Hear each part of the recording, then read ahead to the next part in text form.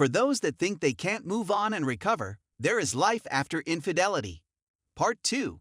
So, after 5 years of NC with her, I'm returning with some fresh information on how the encounter with C went. And boy, did things get a little dirty. And I went to her parents' place for a celebration of her young cousin. It's your birthday. I couldn't figure out why she was so happy at first, but he was her favorite cousin, and he taught her how to play the piano, so I think she wanted to show him off. The man was also really cool and a beast on those keys. The party was fantastic, and everyone was having a nice time. And I were chatting to her parents, and her father was still joking about wedding dates with us. Everything was going swimmingly until I saw the old circle with C as their conductor through the throng. I was astounded by how well she still looked. She still had the chuckle I used to like, and she was becoming the focus of attention. I wasn't quite ready to face her yet, so I looked aside so she wouldn't see me. After a few more hours, the party is winding down and everyone is preparing to go. Says she'll be right back and goes to the restroom, leaving me to chat to some folks who inquire about my graphic design skills. After a few seconds, we are all summoned from her living room. C and are having a screaming battle on the backyard patio, almost coming to blows, all while their older sister is attempting to calm them both down. C begins ranting on about how I was taken from her, and how it had no right to pursue me since sisters don't pursue one another's lovers. Then you should have left your legs closed, I yelled back. C shoves her elder sister out of the way and tries to swing at her, but blocks it and was ready to knock her down until I stepped in between them. This was plenty for me. I was sick of witnessing the lady I loved and her sister at one another's throats. This stuff was coming to an end. I pushed her to the side, checked A, and shouted at C, "What the hell is wrong with you? Hello, this is your little sister." She suddenly broke out of it, and as she looks at me, for the first time in years, she whispers, her voice quivering, "You came." From the living room to the garden, everyone's gaze was fixed on us. I felt terrible for their parents because they were so ashamed. Her eyes welled up, and she requested if we could speak about it. I knew there was no turning back, so I immediately said okay, but only on the condition that it remain with me. She attempted to explain that she wanted us to discuss alone, but I told her that this was not going to happen. Either she stayed or I walked. It didn't make a difference to me. I wanted it to remain since I don't have any secrets to tell her. She had opened up to me so much that I couldn't keep her out of this, not with her own family. She is now a member of my family, and she deserved to be a part of this. We made our way to the pool area when the conversation started as follows.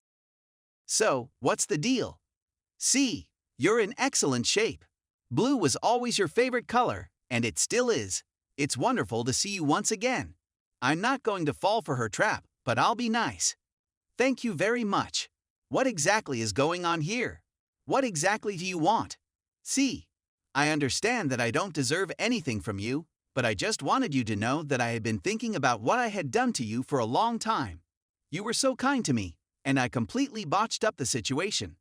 Believe me when I say that I have no clue what I was thinking when I did what I was doing. Me, that's an obvious lie, and you're fully aware that you're telling it."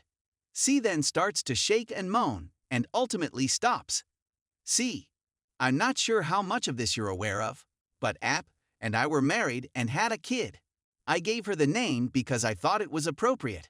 I was starting to become agitated.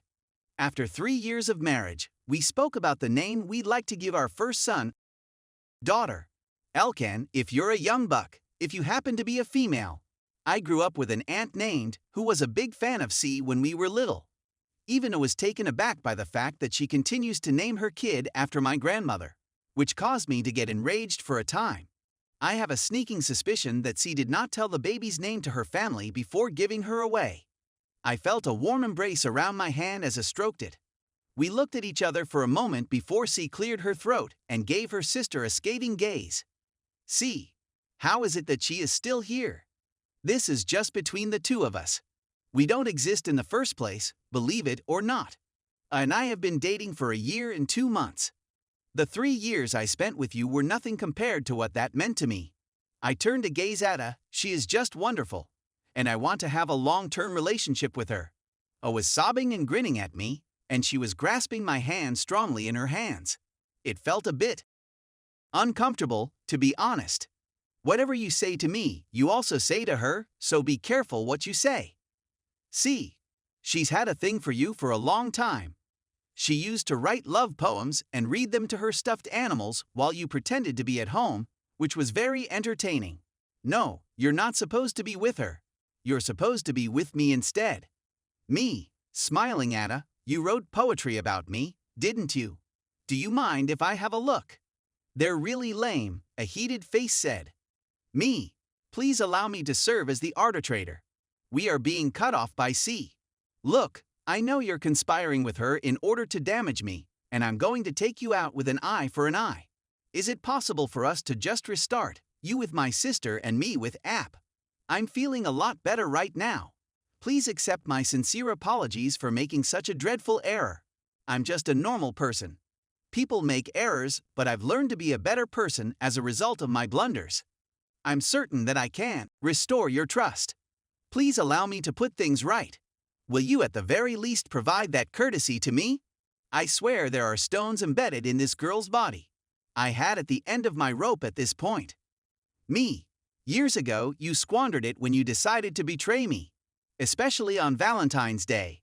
No, you must hear this. For the next 5 years, I kept asking myself, what did I do wrong? Why wasn't I sufficient?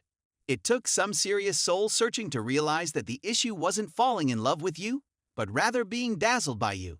I let our relationship blind me to who you really were and why your previous lovers never stayed around. You're completely depleted. Always yearning for someone to fill that empty glass within you. You've never found out what you're looking for. I'm not going to be another pouring into your glass. I honestly thought seeing you would be more difficult than this, but I no longer care about you.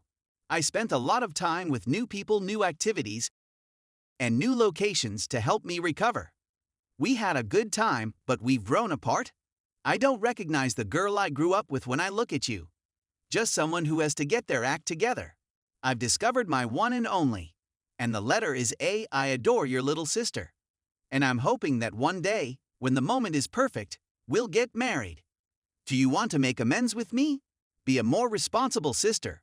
Stop fighting and get your stuff together. You were once her hero. Begin by attempting to recoup those points, and then go from there. C was in tears and trembling like if she had been hit by a bomb. She knew right then and there that this was the end of whatever reunion she had planned. She was attempting to say something, but she eventually sealed her lips and nodded her head to me, as if accepting it. She then requested to talk with alone and summoned her eldest sister. As a result, I gave them some room. All of the sisters sobbed and held each other at the conclusion. I believe they finally reached an agreement. Their mother, who was watching them, looked at me with tears in her eyes, grasping my hand, and began thanking me. Their father also thanked me and gave me a hearty embrace. This whole situation was overwhelming.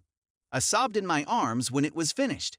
She continued thanking me and said that C had given us her blessing and that she loved me. She also asked if it was okay if she remained with her sisters at home with the family for a bit, stating they needed to finally completely catch up, to which I replied that it was okay. She urgently needs this. I instructed her to call me when she was ready. Those poems are still owed to me by her. I finally came home to write this. Oh my goodness, what a day! But I'm feeling better. Truly outstanding. I got my piece and assisted my GF's family in beginning the lengthy line of repairs. I never believed I'd receive this, but I did. With my sunglasses on, I can continue to look forward to a better future. To all the women and gentlemen across the globe and on this sub who are reading my narrative, I want to remind you that life does not end with heartbreak. You must keep pushing no matter how difficult it seems. Always aim for greater and never settle with second best. We are not backup plans.